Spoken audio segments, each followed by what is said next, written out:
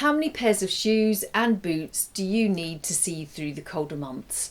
It's probably not as many as you think. I counted and I could get by with 7 different styles of boots and shoes, and today I'm going to run through them with you. If you're an outdoorsy kind of person, then welly boots are a must-have, and they're a must-have for me. I like to go for long country walks, and without fail I will always end up in a muddy field, so these are very much needed. When the cool girls started wearing welly boots to places like Glastonbury, everything seemed to change for the good old welly boot. All of a sudden it became chic to wear practical boots, which, let's face it, is quite unusual. A practical boot actually being fashionable. Now you can get them in all different colours and prints with buckles and zips and different heights too, but I like the classic coloured wellies like black, green and blue, and I also like the tall wellies. They're high enough so in most cases you can traipse through mud and water without any fear of anything going in them. And I also like the way that the taller boots can be styled with thick cosy socks just peeking over the top. Riding boots look lovely worn much the same as welly boots, but to me they're just a smarter version and better for days when you're not going to be submerged in mud. My favourite outfits with riding boots are with plaids, either a scarf or a blazer. I just think together they look so elegant. Now, I've showed you this outfit before with a pair of old blue skinny jeans, a roll neck, a check blazer, both from Lily Silk, and some brown riding boots. Now, these are from Calla shoes. If you have problem feet or bunions, or even if you don't and you just like comfortable shoes, then Calla shoes are worth trying. These are the Bella boots, and they do also come in black.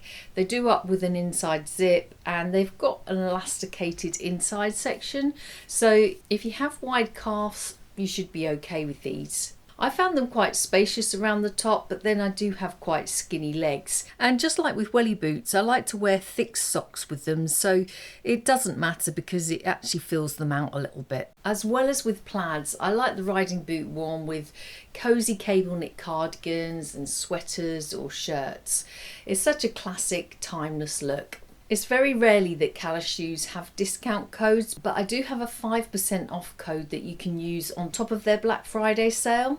They've got 20% off a lot of their styles, plus you can get an additional 5% off if you use the code WhatToWear5, and that deal ends the 3rd of November. If you have a hard time finding boots that are comfortable and don't squish your bunions, now you can finally wear beautifully crafted boots that are actually comfortable.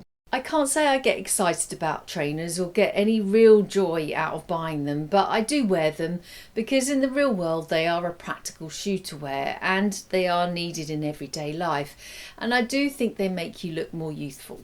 Recently I got these ones from H&M. I like the shape and style of these, and the price was pretty good too.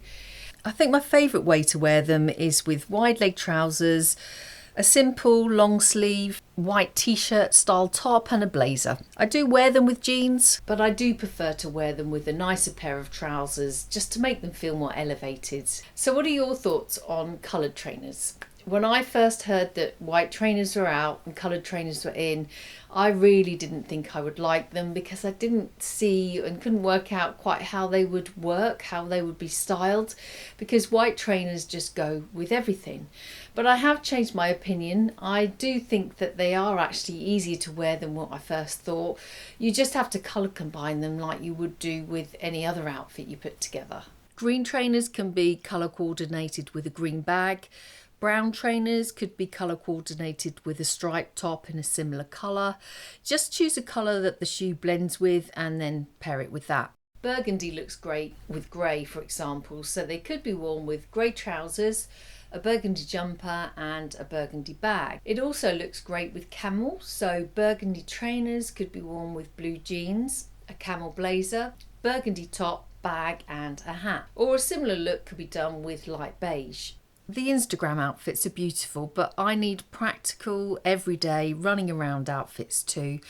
So coloured trainers can work quite well into my wardrobe because as we get deeper into the season, I find more and more black starts creeping into my wardrobe, which is a little bit depressing. So coloured trainers can add some much needed colour to an outfit. So these are the trainers I'm wearing. They're from Shoes again. I love the colour of these, and I also really like the contrast trim on the sole, which is 3 centimetres.